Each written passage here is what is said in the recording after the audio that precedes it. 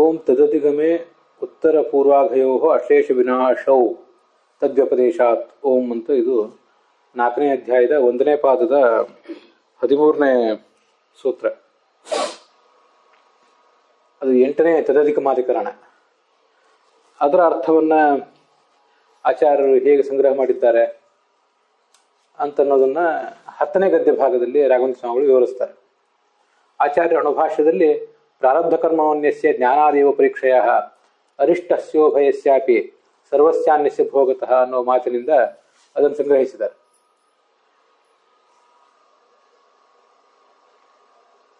ಇಲ್ಲಿ ಒಂದು ಪ್ರಶ್ನೆ ಇದೆ. ಆ ಪ್ರಶ್ನೆಗೆ ಉತ್ತರ ರೂಪವಾಗಿ ಈ ಸೂತ್ರ ಹೊರಟಿದೆ ಅಂತ ಹೇಳ್ತಾ ಇದ್ದಾರೆ. ಜ್ಞಾನಸ್ಯ ಮುಕ್ತಿ ಹೇತುತ್ವಂ ಅಯುಕ್ತಂ. ಮುಕ್ತಿ ಹೇತುತ್ವಂ, ಜ್ಞಾನವನ್ನು ಮುಕ್ತಿಗೆ ಕಾರಣ ಅಂತ ನೀವು ಪ್ರತಿಪಾದನೆ ಮಾಡಿದ್ರಿ. ಆದರೆ ಜ್ಞಾನ ಮುಕ್ತಿ ಕಾರಣ ಅಂತ ನೀವು ಹೇಳಿದ್ದು ಸರಿಯಾಗಲಿಲ್ಲ ಅಂತ ಪ್ರಶ್ನೆ.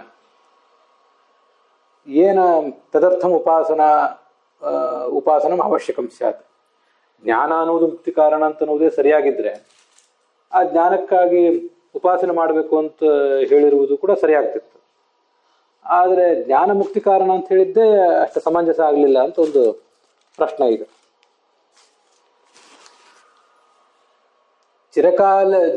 ಚಿರಕಾಲೀನ ಚೀರ್ಣ ಕರ್ಮಣ ಭೂಯಸಾಂ ಭಾವೇನ ತೇಷಾಂ ಭೋಗೇನ ವಿನಾ ನಿವೃತ್ತಯೋಗ.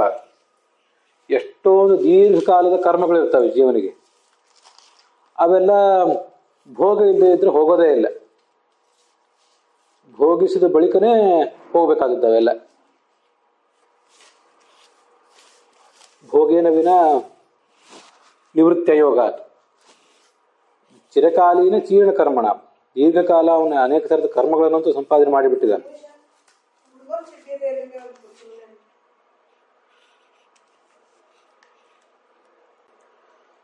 ಅಂಥ ದೀರ್ಘಕಾಲದ ಕರ್ಮಗಳು ಭೂಯಸಾಂ ಭಾವೇನ, ಅನೇಕ ಕರ್ಮಗಳಂತೂ ಆ ಹಿಂದಿನ ಕರ್ಮಗಳು ಇದ್ದೇ ಇವೆ. ಅವು ತೇಷಾಂ ಭೋಗೇನ ವಿನ ನಿವೃತ್ತ ಯೋಗ, ಅವನ್ನು ಅನುಭವಿಸದೆ ಅವುಗಳು ಮುಗಿಯುವುದು ಸಾಧ್ಯವೇ ಇಲ್ಲ. ನಿವೃತ್ತಿ ಅಯೋಗ. ಕರ್ಮಣಃ ಚಿರಕಾಲ ಭೋಗೇಚ ಸತಿ ಭೋಗೇಚ ಸತಿ. ಮತ್ತಿನ್ನ ಜ್ಞಾನದ, ಹಾಗಾದ್ರೆ ಕರ್ಮಗಳನ್ನು ಅನುಭವಿಸಿ ಮುಗಿಸ್ಬೇಕು ಅಂತ ಅನ್ನೋದು ಮುಖ್ಯ. ಆ ಕರ್ಮಗಳನ್ನು ಅನುಭವಿಸಿ ಮುಗಿಸಿದ್ದಾದ ಮೇಲೆ ಈ ಜ್ಞಾನ ಇದ್ರೇನು ಬಿಟ್ರೇನು, ಜ್ಞಾನದಿಂದ ಆಗ್ಬೇಕಾಗಿದ್ದೇನಿದೆ. ಕರ್ಮಣಾಂ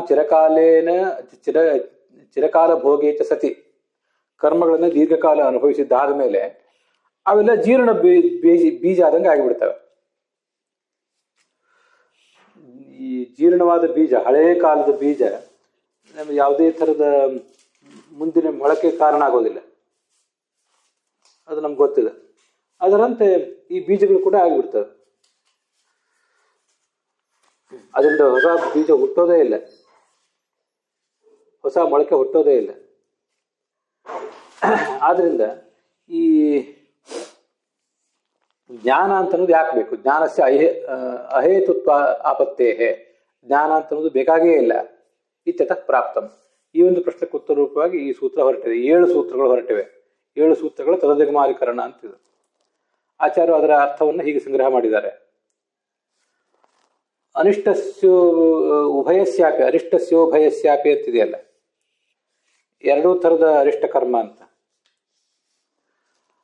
ಅದು ಜ್ಞಾನಾತ್ ಪೂರ್ವ ಉತ್ತರ ಕಾಲೀನ ಸ್ಯಾಪಿ. ಜ್ಞಾನಕ್ಕಿಂತ ಮುಂಚಿನ ಹಾಗೆ ಜ್ಞಾನ ಬಂದ ನಂತರದ ಈ 2 ಥರದ ಕರ್ಮಗಳು ಕೂಡ ಅಂತ ಅರ್ಥ.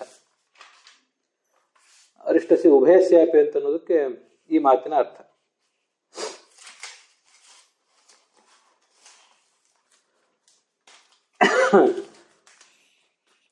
ಅದನ್ನ 11ನೇ ಗದ್ಯ ಭಾಗದಲ್ಲಿ ಹೇಳ್ತಾ ಇದ್ದಾರೆ.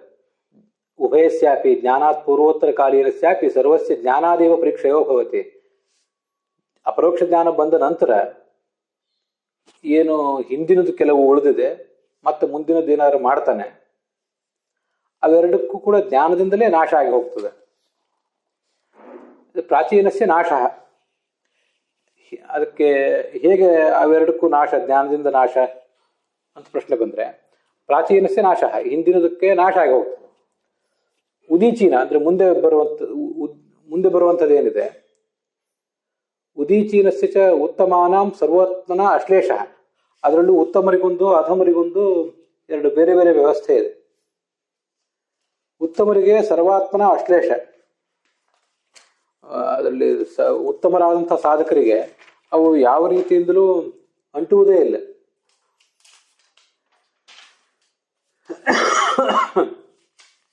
ಇನ್ನು ಕೆಲವರು ಬೇರೆಯವರು ಇರ್ತಾರಲ್ಲ ಅಧಮರು, ಅವ್ರಿಗೊಂದು ವ್ಯವಸ್ಥೆ ಬೇರೆ ಇರ್ತದೆ.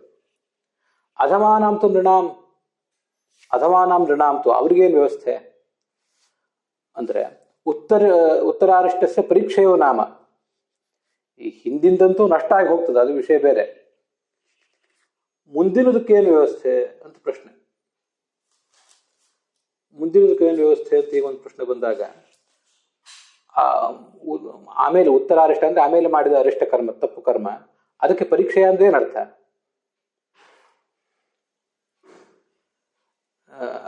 ಅದು ನಾವು ಹಿಂದೆ ನೋಡಿದೀವಿ. ಅಶುಚಿತ್ವ ಬರೋದಿಲ್ಲ, ಅಸಂಸ್ಪೃಶ್ಯತ್ವ ಬರೋದಿಲ್ಲ. ಏನಾದ್ರು ಅವ್ರು ತಪ್ಪು ಕರ್ಮ ಮಾಡಿದ್ರೆ ಅವರಿಗೆ ಅಶುಚಿತ್ವ ಬರೋದಿಲ್ಲ, ಅವರು ಅಶುಚಿಗಳಾಗೋದಿಲ್ಲ. ಹಾಗೇನೆ ಅಸಂಸ್ಪೃಶ್ಯರು, ಅವರು ಸ್ಪರ್ಶಕ್ಕೆ ಅಯೋಗ್ಯರು ಅಂತನೂ ಆಗೋದಿಲ್ಲ. ಮತ್ತಿನ್ನ ಅಸಂಭಾಷ್ಯರೂ ಆಗೋದಿಲ್ಲ, ಅವ್ರ ಜೊತೆ ಮಾತಾಡಬಾರದು ಇತ್ಯಾದಿ ಪ್ರಸಂಗನೂ ಇರೋದಿಲ್ಲ. ಇದಕ್ಕೆ ಯಾವುದಕ್ಕೂ ಅದು ಕಾರಣ ಆಗೋದಿಲ್ಲ. ಸ್ಪೃಶ್ಯತ್ವಾದಿ ಅನಾಪಾದಕ.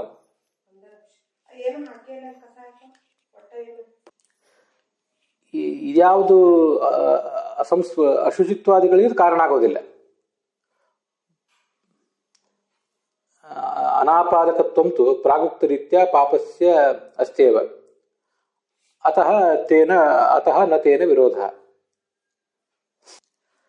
ಆದರೆ ಮುಕ್ತಿಯಲ್ಲಿ ಆನಂದಕ್ಕೆ ಹ್ರಾಸಕ್ಕೆ ಕಾರಣ ಆಗ್ತವೆ. ಅದನ್ನ ಅಲ್ಲಿ ಮೇಲ್ಗಡೆ ಕೊಟ್ಟಿಲ್ಲ. ಅನಾಪಾದಕತ್ವಂತು ಪ್ರಾಗುಕ್ತ ರೀತ್ಯ ಪಾಪಸ್ಯ ಅಸ್ತೇವ, ಆದರೆ ಕೆಳಗೆ ಅನುವಾದದಲ್ಲಿ ಕೊಟ್ಟಿದ್ದಾರೆ ಮುಕ್ತಿಯಲ್ಲಿ ಆನಂದಕ್ಕೆ ಹ್ರಾಸಕ್ಕೆ ಕಾರಣ ಆಗ್ತವೆ, ಆದರೆ ಅಶುಚಿತ್ವ ಅಸ್ಪೃಶ್ಯತ್ವಾದಿಗಳು ಮಾತ್ರ ಬರೋದಿಲ್ಲ. ಅಶುಚಿತ್ವ ಅಸಂಭಾಷ್ಯತ್ವ ಅಂತ ಹೀಗೆ ಬಂತಲ್ಲ, ಯಾರು ತಪ್ಪು ತಿಳುವಳಿಕೆಯಿಂದ ಈ ಅಪರೋಕ್ಷ ಜ್ಞಾನಿಗಳು, ಹೌದು ಇವರು ಅಪರೋಕ್ಷ ಜ್ಞಾನಿಗಳು ಆಗಿದ್ದಾರೆ, ಇವ್ರಿಗೆ ಅಪರೋಕ್ಷ ಜ್ಞಾನ ಬಂದಿದೆ ಅಂತ ಜನಸಾಮಾನ್ಯರಿಗೆ ಗೊತ್ತಾಗೋದಿಲ್ವಲ್ಲ. ಆ ಕಾರಣದಿಂದ ಅವರನ್ನು ಅಶುಚಿಗಳು ಅಂತನೋ ಸ್ಪರ್ಶಕ್ಕೆ ಅಯೋಗ್ಯರು ಅಂತನೋ ಯಾರು ಈ ವ್ಯಕ್ತಿಗಳನ್ನು ತಿರಸ್ಕಾರ ಮಾಡಿ ಬಿಡಬಹುದು. ಹಾಗಾಗೋ ಸಾಧ್ಯತೆ ಇದೆ. ಆದರೆ ವಾಸ್ತವಿಕವಾಗಿ ಅದಿರೋದಿಲ್ಲ ಅಂತ. ಜನ ಏನಾದ್ರು ತಪ್ಪು ತಿಳುವಳಿಕೆಯಿಂದ ಹಾಗೆ ಮಾಡ್ಯಾರ, ಆದ್ರೆ ವಸ್ತುತಃ ಅವರಿಗೆ ಅವರು ಸ್ಪರ್ಶಕ್ಕೆ ಅಯೋಗ್ಯರಾಗಲಿ ಅಸಂಸ್ಪೃಶ್ಯರಾಗಲಿ ಹೀಗಾಗೋದಿಲ್ಲ ಅಂತ ತಾತ್ಪರ್ಯ. ಜ್ಞಾನ ಬರೋದಕ್ಕಿಂತ ಮುಂಚೆ ಶಾಸ್ತ್ರಕ್ಕನುಸಾರವಾಗಿಯೇ ಹೀಗೆಲ್ಲ ಆಗಿಬಿಡ್ತದೆ. ಅವರು ವಾಸ್ತವಿಕವಾಗಿಯೇ ಅವರಲ್ಲಿ ಅಸಂಸ್ಪೃಶ್ಯತ್ವ ಅಸಂಭಾಷ್ಯತ್ವ ಮತ್ತೆ ಇತ್ಯಾದಿ ದೋಷಗಳು ಅವರಲ್ಲಿ ಬಂದ್ಬಿಡ್ತವೆ. ಜ್ಞಾನ ಬಂದ ಮೇಲೆ ಅದು ಬರೋದಿಲ್ಲ. ಆದ್ರೆ ಯಾರು ತಪ್ಪು ತಿಳುವಳಿಕೆಯಿಂದ ಅವ್ರನ್ನ ಆ ಥರ ಮಾಡಬಹುದು, ಮಾಡಿದ್ದು ಏನು ಸರಿಯಲ್ಲ ಅಂತ ಅದು ತಾತ್ಪರ್ಯ.